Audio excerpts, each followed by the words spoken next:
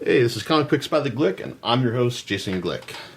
You know, this week I was at a loss of what to talk about at first, because one of the comic creators I've always wanted to do a single podcast on is Garth Ennis.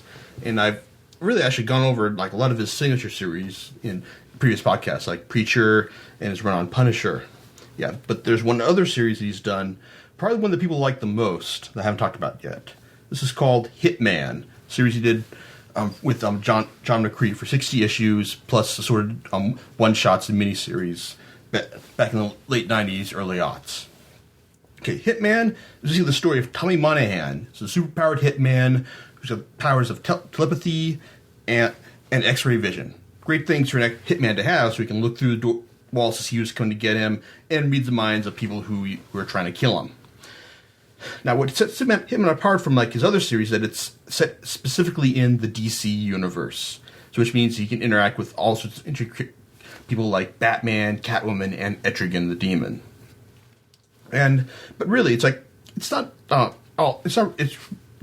really, since Ennis hates superheroes, it's not really about Tommy Monahan's team of the month with whoever happens to be passing through Gotham City where he lives. On a given day, sure, the opening arc features Batman, but only because I figure it's an editorial driven thing. I mean, he's got his first arc, and you got to have Batman show up so you can because Tommy lives in the Cauldron, the Irish part of Gotham City, so you have to have the Batman guest starring role to kick things off, and naturally kicks things off in grand style as Monahan is hired by some unknown party to kill the Joker for $1 million. Things don't go well, and that kind of sets the tone for the rest of the series. Because it's basically about Tommy realizing that the way he does things, like his life of a hitman, of killing people, living by the gun, it's no good, and the hitman is just a slow, even though it's extremely funny and very clever time, it's a slow, sometimes depressing descent into the inevitable destruction of a person who lives and dies by shooting and killing people for a living. Now, it's not now. Of course, what makes the series work a lot more often than not is that Ennis knows how to craft a really well done gunfight, and McCree knows how to display it. And Ennis also has a great disgusting sense of humor in most parts. I mean, his first encounter with Batman, Monahan just barfs all over his feet after Batman socks him in the gut. And then you also have other goofy storylines like Zombie Night at the Gotham Aquarium, where some zombie gas is used to reanimate a bunch of dead sea creatures, and you get to see them shooting a bunch of baby seals and penguins in the head for great comic effect. And of course, there's also the time when dinosaurs are unleashed through a time travel device at Engine Peak, the research lab right outside of Gotham City, that sets the stage for all sorts of great comic mayhem. And then there's a time that vampires came to Gotham and tried to take over the Cauldron in part of the No Man's Land crossover that was running through Batman titles at the time.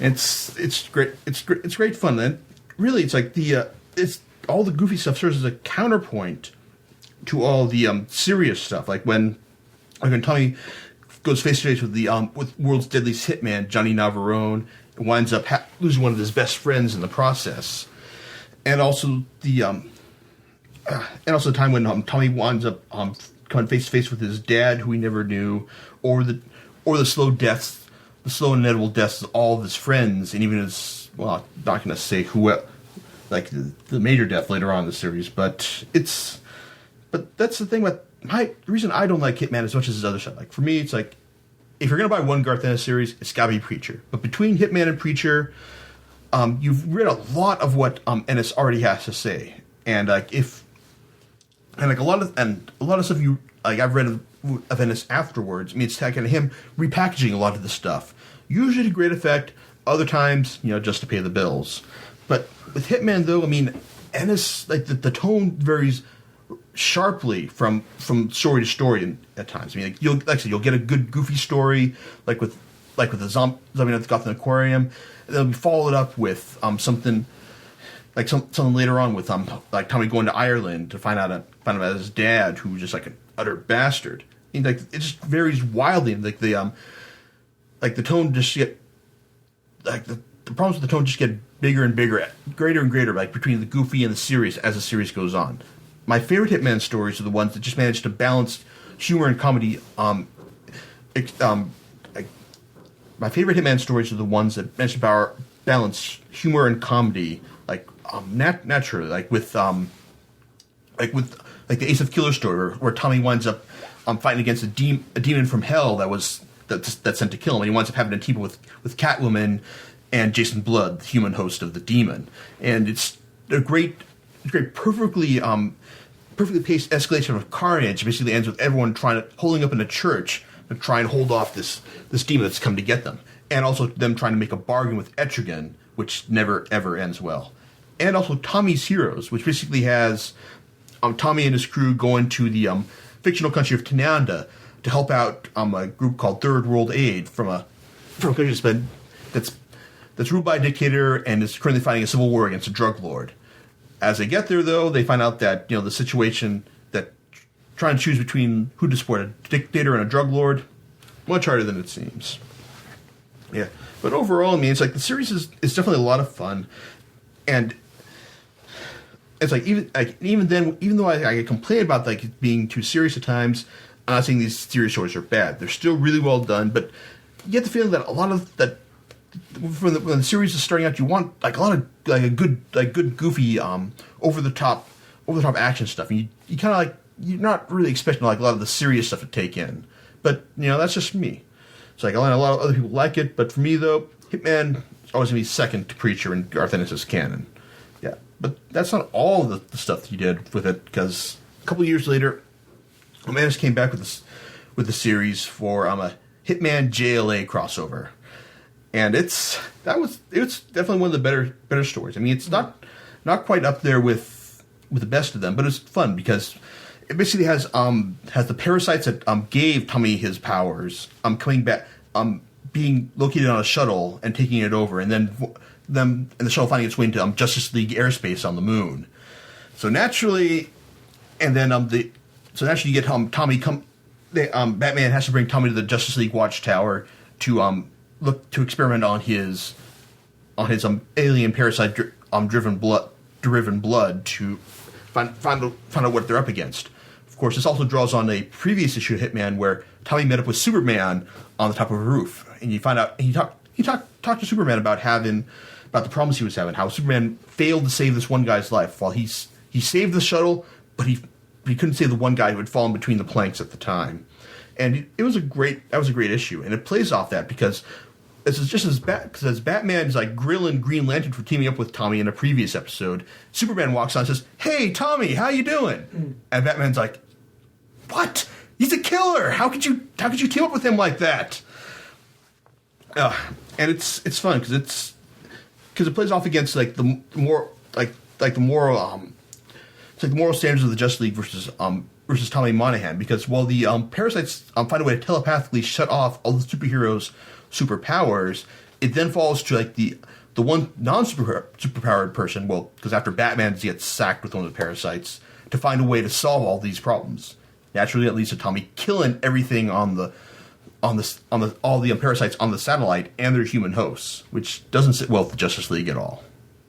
But that's only part of the story, and it's a good moral quandary, even if like I do feel that the deck is somewhat stacked against the League from the beginning, because it's like forget it. Anyway, but it's an interesting story because it basically shows you how it talks about how the Justice League would have found a way to solve that minimal loss of life when it's left to like an ordinary guy with only his guns and wits to survive. Like, he's got to do whatever he can. Yeah. Then you've also got the Hitman 1 Million story, because Hitman really didn't participate in a lot of DC crossovers, and it's I don't care about it's like all this big superhero stuff, but with the 1 Million crossover, which is masterminded by Grant Morrison, this basically had Tommy Monahan being taken from the from the present day into the 853rd century by a bunch of goofy fanboys who've heard the legend of Hitman and are trying to siphon off some of his iconic power to try and fuel their superhero dreams. Tommy sets them straight about what it means to be a superhero, and then they go and then the kids or fanboys try to find a real hero. They get Etrigan the Demon instead. Yeah, but saving the best for last, though, is the Hitman Lobo crossover. That stupid Bastitch. See, that was a lot of fun because, I mean, I don't know. It's like, I'm not sure what Ennis's thoughts on Lobo are, but, well, not. Actually, I'm reading the crossover. I'm pretty sure what his thoughts on Lobo are. I'm just kind of wondering if the crossover was editorially demanded, or if Ennis said, hey, you know what? I want to do this. But in either case, it's a lot of fun because it has Lobo being his truly awful self, wandering into to Tommy's bar, and then just making an ass of himself and getting on everyone's bad side, and then Tommy just shooting him in the eyes, and then just leading him on this horrible chase all over town. It's a great piece of carnage, illustrated by one of the few other artists aside from John McCready to tackle Tommy Monahan, Doug Monk, who does some great detailed art with the story and has great eye for carnage and gruesomeness. But it's great crossover and like worth picking up. As is like the second half of the series in general, because only the first 28 issues were reprinted in trade paperback. I'll have to admit that it's a crime that the rest of the series hasn't been reprinted yet. But all I can say is that if you can get all the series so far and collect in trade paperback, if you find it somewhere on eBay, in a store, or Amazon, go ahead and pick it up. As for the rest of the single issues, gotta hit eBay. Like, it's far more efficient than hitting the comic book shops, hoping to find every single issue afterwards. Okay, and on that note, well, we'll see you next time. Okay, laters.